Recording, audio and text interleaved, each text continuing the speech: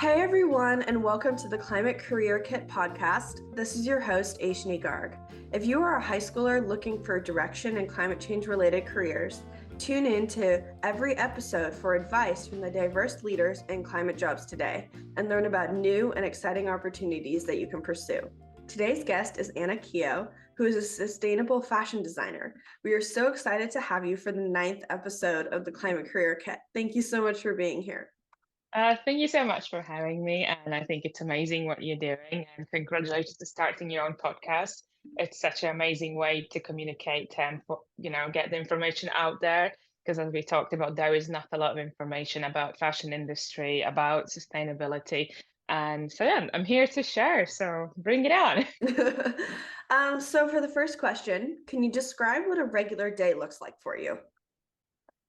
So I would say as a fashion designer, every day is different, thank God. Otherwise, I would be in a wrong job. So I love that. So just a super boring thing. I love that my work is flexible, so I can work from home and work from office. So my perfect day is when I start working from home, then I ease into day, do my admin. Then on my way to the office, I usually do my catch up with fashion industry, business of fashion, WGSN, and like while I'm in train, I'm like, okay, so what's happening? What's going on? Because that's like a good 20 minutes where I can just focus on that, listen to some music, and then share that with my team. At the office, chit chat, office chatter, and then it depends on what kind of period we are. Are we in development? Are we like in finalizing things? Are we getting into new season? If it's kind of in the middle of a season, then obviously the whole day is about looking at samples, looking at fabrics, discussing qualities, and getting the best product out there that we can as a company and team. So I think it's pretty cool. And then we just approve that and move on to the next task. And the to-do list starts again. And next day is different story, different samples, different discussions all the way around. Obviously, you have like big meetings where you'll talk about a whole collection together, but that's only once a week or once every 2 weeks. And yeah, then you go home and start again. Of course. So yeah. So, your company is not the most sustainable currently. How are you working, or is your team working to mitigate this problem? I would say the company that I'm working for isn't the most sustainable, but out from all the other competitors out there, why I chose to come and work for them is because the sustainability is something that they've been doing, but they haven't been bragging. So actually, they've been quite sustainable and on to initiatives of sustainability in 90s already, but they just didn't talk about that because it wasn't cool. Mm-hmm. And then when the competitors start talking about that, they were like, yeah, but we're already doing that. Mm-hmm. And for me, when I did my research, that was important that even though it's not the most sustainable, that's something that's truly in the values, and you can see that it is in the values. And it comes down to the simple things, just working with 3D, not getting, millions of samples and reducing that. I think that's amazing. So a lot of things happen digitally, and then you make a decision if it's worth wasting, the carbon emissions and ordering the sample if no one thinks it's a good design. Mm-hmm. And there's lots of other initiatives and a lot of other things that they're working on. And I'm kind of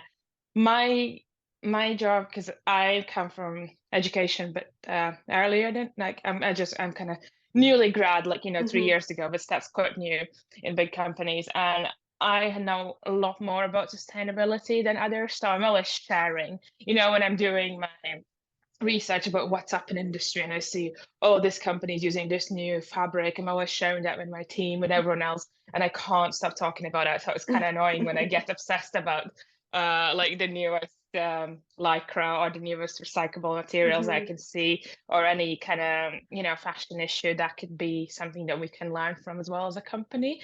So I'm always there to just talk about it and make sure I bring it up and raise awareness around it. So yeah. Yeah, of course. So, what inspired you to pursue a career in fashion design? Um, I would say maybe my first internship that I did in 2015 for a small independent brand in Latvia. They're called Mara Rolls, super niche, super independent. Uh, I think they sell in America and Japan. They're very weird. And I was like, oh my God, like I want to do this. I didn't know that's a job. I didn't know you can be a fashion designer. And then I realized actually that that's something that I want to pursue. And yeah, there's no looking back from there. Just Mm-hmm. stubbornly forward.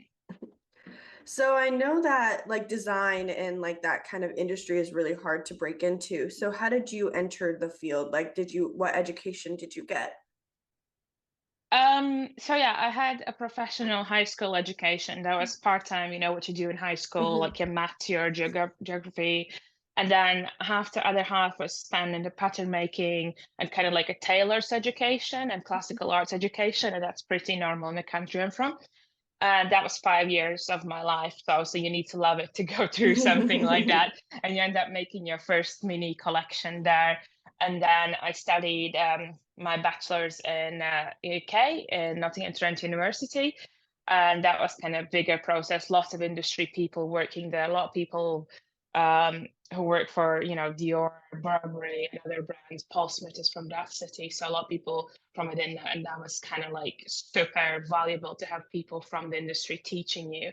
Because a lot of times they were like, oh, this is how it's done in industry. This is how will do it when you go into industry. And, about breaking into it, I don't think you need all this academic education. You can just be a self-doer, so-goer, and just get into it by yourself, just by getting a lot of internships, working part-time job in a bar or working part-time job somewhere and retail and then interning from some other brands and just learn on the job. That's very possible nowadays as well. And you can learn all the programs from YouTube, basically. That's what I did. But I just like to go to university because I had the resources. You Hmm. have print studios, you have fabric rooms, you have libraries with amazing books, you do research, and I thought that was valuable for me. But I was kind of weird when I went to university. I took it as a job because I was like, I'm paying them quite a lot of money. Hmm. I want to get my money's worth from it. And whenever Hmm. there's like a scholarship or opportunity, and we had an industry project where you actually worked for kind of a company, like you did like a mini Hmm. collection for them. And for me, that was a moment of like, I got to do this. And I won the Hmm. competition. I ended up working for the company as well as an intern. And that was kind of, I break into the mainstream industry, made my first industry contact and stayed in touch with them. Still am. So yeah. Wow, impressive. So what is the most exciting project that you have worked on? Oh, this one is hard. I would say every project is exciting for me. All the client work as a freelancer was my current work is amazing. But I think the best project I've worked on was my graduation project because I took it to another level. I became a different designer within a year. I was proud of what I created. It was full on circular, sustainable collection. I was thinking about every detail of the product, the material, the stitching, what's going to happen when something's going to be done with it. I was doing upcycling from old shirts, and that was so hard. You can't believe how many pattern pieces was in it. Um, but that was like, and when it came together, when I did the photo shoot and I did like a little pop-up shop for it, I saw that that could be something that I take on in the future and develop it as a brand. Because I was like, wow, that was hard work. Like I was in the studios from 9:30 till like 9:30, 12 hours a day, just working, making patterns and doing just like being fully creative without any boundaries. I think that was the most fun, the most creative I've been in my career so far Wow. because I was a concept designer. I made Yeah. the decisions. There was no one like, no, no, no, you can't do that. I was like, no, I love this. I should do it. But yeah, because I was your vision, so it's good. Yeah. So what advice do you have for someone who is considering a career in sustainable fashion design? Ooh, be brave. It's hard. Hmm. um, so I think that's kind of sustainable fashion design. It's kind of like an area that is developing and emerging at the moment. No one knows what that means at the moment. And it's going somewhere, but where? There is like no map, no roadmap. So I think you have to be super flexible. You have to be on top of all the innovations that's happening, AI, Flow 3D, all the companies, NFTs, all that. You have to kind of keep your fingers in many, many areas because that's what it's influencing the fashion and where it's going. And I think you have to be very open-minded and just curious and just really love it because it's Hmm. very hard. Like fashion industry is one of the most hardest industries. Like it's pleasure and joy to be in it, but within your career, just getting into the industry. Then once you're in it, thinking about what's next, you always have to be a little bit selfish, but you need to be an easy to work with team player and a yes person in a way, but with some boundaries. So if that makes sense, like Yes. you will know once maybe when you graduate in 5 years, it's going to be some different kind of gem. We're going to have these 3D models projected in real life, and that's how we're going to be doing the modeling and the pattern cutting in some digital pens. Like, who knows? Yeah. Anything can happen in the Very next few true. years. Yeah, the world changes so rapidly. And I think the pandemic forced it into a new, better environment. There is less samples are getting delivered because that was obviously an issue, and there's more consideration that is still adapted to the fashion industry as well, like working from home, working flexibly. That's such a pleasure, because that wasn't a thing before pandemic, so Yeah, we're of super course. lucky. Yeah. Kind of going off of that, are there any resources or opportunities that you know of that high schoolers can access who are really interested in sustainable fashion design? Yeah, so the good resources and good things, just skill wise, that you should be, aware of is just know your Adobe Illustrator, be proficient in it. You can learn it from YouTube. You don't need any money for this. You don't need to go to university, you don't need to go to school. You just need to get into it, Google Adobe Illustrator flat sketch drawings and learn. Take a picture from Zara's website, try and trace it. And the second thing is Claw 3D. It's a 3D design program, but there are ways around it. There are samples where you don't have to be a pattern cutter, but just get curious about this program. Just know your way around it, and that's gonna be like two essential industry skills. Like Illustrator's always been, Claw is coming up, so you'll have to have it if you want to work in fashion. And even small brands, I think soon will start doing it because it's just saving money as well in a way. Yeah, of course. And then kind of from inspiration side, there's some very good designers that I know. They're from UK, and you should look them up for inspiration when you have these kind of I can't keep going days.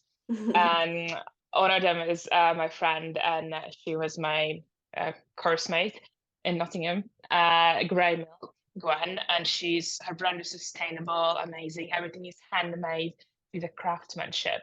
It's brand based in Manchester, and it's just so good to see that that's the future that's out there. Then as well, Lydia Bolton, she is from London, and her brand, she's upcycling queen. She gets these scarves, she's ugly knits, and she patchworks them and sews them together. And it was on some kind of celebrity recently as well. And it's so cool that she brings that upcycling thing and makes it cool and fashionable. Because sometimes upcycle things can look a bit, oh, I don't want to wear that. That looks like old shirts. But she makes it very trendy. She creates it in her own shapes and her own design. So that's super good to know these kind of designers and look around for small brands, because they are doing things that maybe bigger brands aren't yet, because they can just start from whatever point they can and set the sustainability priorities that big brands, it's a big machinery. It's hard to change. Small brands, they're just like, yeah, let's do that. And they're all sustainable. And then as well, Molly Alice, she's a repair kind of designer, that she has her own brand, and she repairs stuff and helps small brands to prototype their first design with one-to-one sessions from anywhere in the world. And that's so crucial when you're a freelancer and you're working with small businesses, or when you just want to start on your own business, And she works from a small shop.